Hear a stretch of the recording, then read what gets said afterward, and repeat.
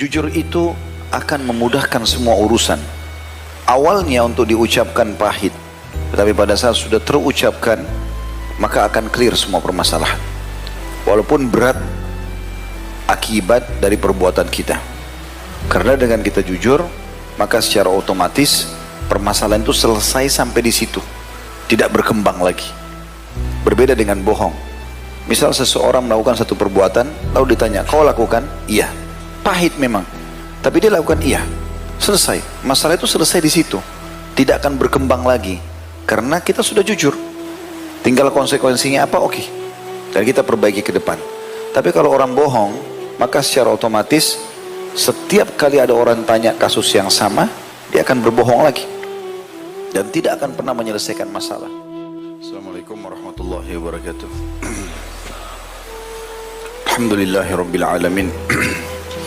Selalu kita memuja Tuhan alam semesta, Allah subhanahu wa ta'ala, zat yang paling layak untuk disembah, dicintai, ditunduki dan juga ditakuti.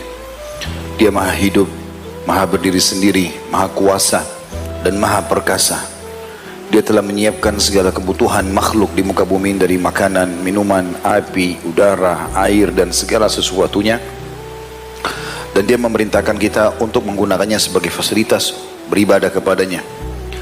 Dan setelah menikmati dan menggunakan sebagai fasilitas, dia meminta kita agar bersyukur, berterima kasih, dan dengan itu semua akan selalu ditambah dan diberikan. Dan rangkuman kalimat syukur ini Allah subhanahu wa ta'ala jadikan di sebuah kalimat yang semua orang bisa mengucapkannya, yaitu Alhamdulillah. Maka jadilah orang yang selalu bersyukur dalam setiap keadaan. Selanjutnya kita panjatkan salawat dan taslim, salam hormat kita kepada utusan sang pencipta Allah yang telah membawa kepada kita hukum halal haramnya Allah, dan juga mengucapkan salam hormat kepadanya adalah ibadah, di mana itu merupakan perintah dari Allah SWT dan akan dibalas 1 kali salam dengan 10 kali tambahan rahmat. Maka sebagai orang yang beriman dan pengikut yang setia, kita selalu mengucapkan salawat dan taslim kepada Nabi besar Muhammad sallallahu alaihi wasallam. Melanjutkan pada buku kita, Kitab Bulughul Maram. Semoga Allah berkahi dan mudahkan insyaAllah. Kita sudah menyelesaikan akhlak yang buruk sampai situ ya. Sekarang masuk akhlak yang baik. Betul kan? Tentu saja semoga Allah SWT selamatkan kita dari segala macam akhlak yang buruk, dari ghibah, fitnah, menghina, dan segala macam hal yang sudah kita bahas. Dan semoga Allah Subhanahu Wa Taala memudahkan kita berakhlak yang baik, sebagaimana akan kita bahas insyaAllah rincian daripada akhlak-akhlak yang baik pada siang ini. Bermula Ibnu Hajar mengangkat sebuah hadis yang mulia di bab anjuran berakhlak mulia ini, nomor 1310 dari Ibnu Mas'ud radhiyallahu anhu. Beliau berkata, Rasulullah sallallahu alaihi wasallam bersabda, "Alaikum bis-sidq, fa inna as-sidqa yahdi ila al-birr, wa inna al-birra yahdi ila al-jannah, wa ma yazalu ar-rajulu yasduqu wa yataharra as-sidqa hatta yuktaba 'inda Allahi siddiqa, wa iyyakum wal-kadhib fa innal kadhiba yahdi ila al-fujur wa innal fujura yahdi ila an-nar wa ma yazalu ar-rajulu yakdhibu wa yataharra al-kadhiba hatta yuktaba 'inda Allahi kadzdzaba." Berpegang teguhlah kalian, kata Nabi SAW, kepada kejujuran, karena sesungguhnya kejujuran itu menunjukkan kepada kebaikan dan sesungguhnya kebaikan itu pasti menunjukkan kepada surga. Dan selama seseorang itu selalu jujur dan berusaha keras untuk jujur, hingga akhirnya dia pun ditetapkan di sisi Allah sebagai seorang yang jujur atau siddiq. Dan jauhilah sikap dusta, karena sungguhnya dusta itu menunjukkan kepada kekejian, dan sungguhnya kekejian itu menunjukkan kepada neraka. Dan selama seseorang itu selalu berdusta dan berusaha keras untuk berdusta, hingga akhirnya dia pun ditetapkan di sisi Allah sebagai seorang pendusta. Hadis ini riwayat Bukhari jilid 8 halaman 30 dan Imam Muslim jilid 4 halaman 2013, dan lafaz ini adalah lafaz milik Imam Muslim. Akhlak mulia pertama yang diangkat oleh Ibnu Hajar rahimahullah dalam buku beliau ini adalah kejujuran. Bagaimana ini harus menjadi sebuah simbol setiap muslim. Masa lalu yang telah berlalu dari sifat lawan dari kejujuran, berdusta, merekayasa data, manipulasi, sudah habis, kubur semuanya. Hari ini ke depan yang kita inginkan itu. Karena kita pelajari mulai siang ini dengan berharap ini Allah berkahi, jujur ke depannya. Jujur itu akan memudahkan semua urusan. Awalnya untuk diucapkan pahit, tetapi pada saat sudah terucapkan, maka akan clear semua permasalahan. Walaupun berat akibat dari perbuatan kita. Karena dengan kita jujur, maka secara otomatis permasalahan itu selesai sampai di situ. Tidak berkembang lagi. Berbeda dengan bohong. Misal seseorang melakukan satu perbuatan, lalu ditanya, kau lakukan? Iya. Pahit memang. Tapi dia lakukan iya. Selesai. Masalah itu selesai di situ. Tidak akan berkembang lagi. Karena kita sudah jujur. Tinggal konsekuensinya apa? Oke. Dan kita perbaiki ke depan. Tapi kalau orang bohong, maka secara otomatis setiap kali ada orang tanya kasus yang sama, dia akan berbohong lagi. Dan tidak akan pernah menyelesaikan masalah. Bahkan sebaliknya, makin sering bohong itu bertumpuk sampai nanti akhirnya dia menjadi sebuah kebiasaan. Dan pada saat itu sudah sulit dia untuk meninggalkan. Oleh karena itu teman-teman, akhlak mulia yang pertama, dan ini adalah yang dicontohkan oleh baginda Nabi SAW. Beliau sangat jujur. Saking jujurnya, sampai satu kota Mekah semua sepakat diberikan julukan Al-Amin. Serentak mereka berkata pada saat mereka berebut untuk meletakkan Hajar Aswad. Waktu itu kebetulan Ka'bah direnovasi di zaman Nabi SAW sebelum dirobatkan jadi Nabi.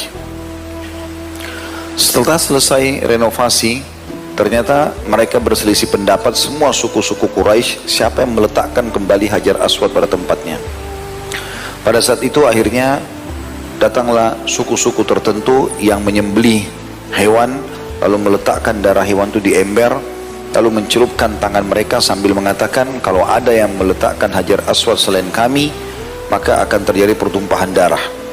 Karena melihat perbuatan itu, maka suku-suku yang lain melakukan hal yang sama. Ada yang menyembelih kambing langsung, menyembelih unta, darahnya ditaruh di wadah, mereka pun celupin tangan, angkat tangan semuanya sambil mengatakan, kalau ada yang meletakkan Hajar Aswad selain kami, terjadi pertumpahan darah. Hampir semua suku Quraisy, puluhan jumlahnya, semua melakukan hal yang sama. Maka pada saat itu ada seseorang yang dewasa dan bijak mengatakan, kalau kalian saling bunuh-membunuh hanya karena kasus ini, bagaimana nasib nasib penduduk Makkah? Punah Quraisy, mungkin tidak ada yang hidup lagi, biar satu. Lalu apa solusinya? Kita berhukum. Apa hukumnya? Datanglah mereka kepada seorang yang dituakan waktu itu dari orang Arab. Kira-kira apa solusinya nih? Maka tiba-tiba keluar ide saja pada saat itu, kita berhukum dengan siapa yang pertama masuk dari pintu Bani Syaibah, pintu utamanya Mekah, maka dia yang berhukum, dia yang menghakimi kita. Keputusannya kita harus dengar semua. Maka semua mata suku ini, ribuan orang menuju ke pintu gerbang Mekah. Ini sebenarnya cuma tebak-tebak, tapi kuasa Allah SWT yang masuk pertama kali adalah Nabi SAW. Waktu itu Nabi belum jadi Nabi. Maka pada saat mereka melihat Nabi SAW, serentak semuanya ribuan orang mengatakan, As-sadiqul amin, as-sadiqul amin radina. Orang yang jujur dan terpercaya, kami semua ridho. Langsung spontan menerima keputusan Nabi SAW. Karena beliau dikenal tidak pernah dusta sama sekali. Waktu Nabi SAW diperintahkan, tentu ini ada kisah lanjutannya tentang masalah beliau mengangkat Hajar Aswad dengan para pimpinan suku, itu saya tidak bahas karena kita mau ambil saksi bahasannya. Waktu Nabi SAW diperintahkan oleh Allah SWT untuk mengumandangkan dakwah secara terang-terangan setelah dakwah sembunyi-sembunyi, sekarang Allah SWT mengatakan fasda' bima tu'mar wa'arid anil musyrikin wa'arid anil jahilin. Jadi artinya fasda' bima tu'mar, iklankan apa yang kau harus sampaikan hai Muhammad, terang-terangan sekarang dakwah. Maka Nabi SAW naik ke Bukit Abi Kubais, tempat iklannya masyarakat Mekah. Begitu mereka lihat Nabi SAW, mereka kumpul semua. Kata Nabi SAW, wahai Quraisy, kalau seandainya saya mengatakan di belakang gunung ini, dekat pintu gerbang Mekah, ada sekarang ini pasukan besar yang akan menyerang Mekah, apa kalian percaya apa yang saya sampaikan? Kata mereka, tentu saja. Karena serentak orang Mekah bilang begitu, kami belum pernah menemukan kamu bohong sekalipun. Sekali saja, biar bercanda, gak pernah bohong Nabi SAW. Itu luar biasa. Semua orang Mekah berikan kesaksian. Kalau ada orang yang percaya sama kita, sekeluarga, 10 orang, 20 orang, satu perusahaan, belum tentu semua orang percaya kita, karena belum tentu juga orang kenal. Tapi satu kota semua memberikan kesaksian, itu luar biasa. Mereka mengatakan tentu saja, karena kami belum pernah menemukan kau dusta sekalipun. Maka Nabi SAW mengatakan, ketahuilah di antara dua tanganku ada azab Allah yang pedih. Aku utusannya, berimanlah pada risalahku. Jadi ada kesaksian masalah itu. Dan Nabi SAW dalam kegiatan sehari-harinya selalu menunjukkan masalah itu. Di antaranya adalah anjuran hadits ini.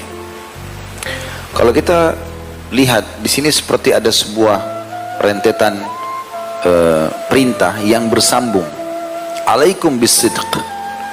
Kalimat alaikum dalam bahasa Indonesia ini sebenarnya kalian harus, begitu perintahnya, seperti sebuah kewajiban.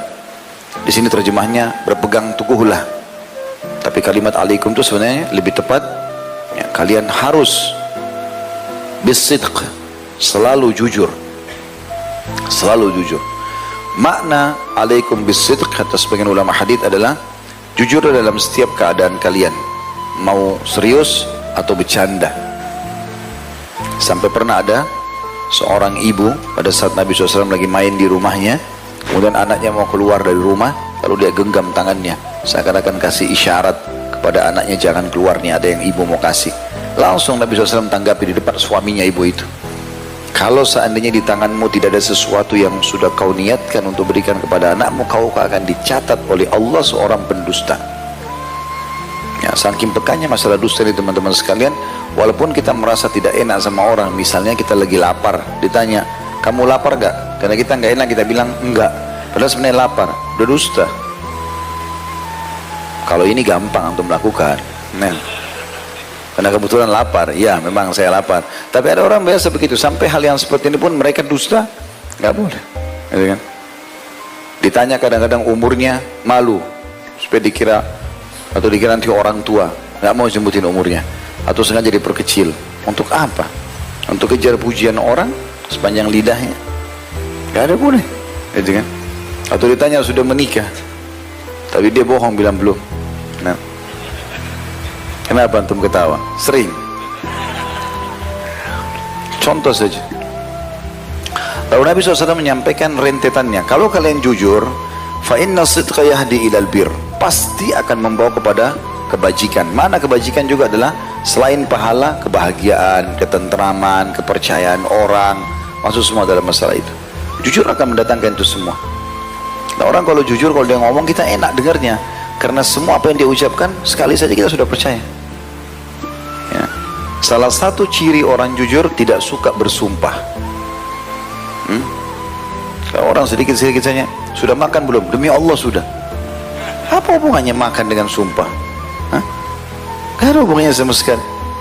Tapi ada orang begitu, semua diikuti dengan sumpah, padahal sebenarnya tidak perlu. Kalau orang sedikit-sedikit sumpah, ini cenderung kepada kedustaan. Orang jujur dia nggak butuh sumpah. Sumpah itu darurat sekali.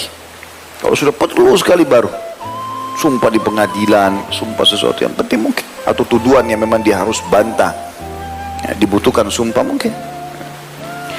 Maka akan membawa kepada kebaikan, maksudnya adalah pahala, ya, kepercayaan orang, kemakmuran, ketentraman hati, dan seterusnya. Dan sungguhnya kebaikan itu, pahala dan juga kepercayaan orang dan segala macam tadi itu akan menunjukkan kepada surga. Karena pasti dengan semua itu kalian akan menjadi orang baik dan akan masuk ke dalam surga, karena tidak akan masuk ke dalam surga kecuali orang yang baik saja.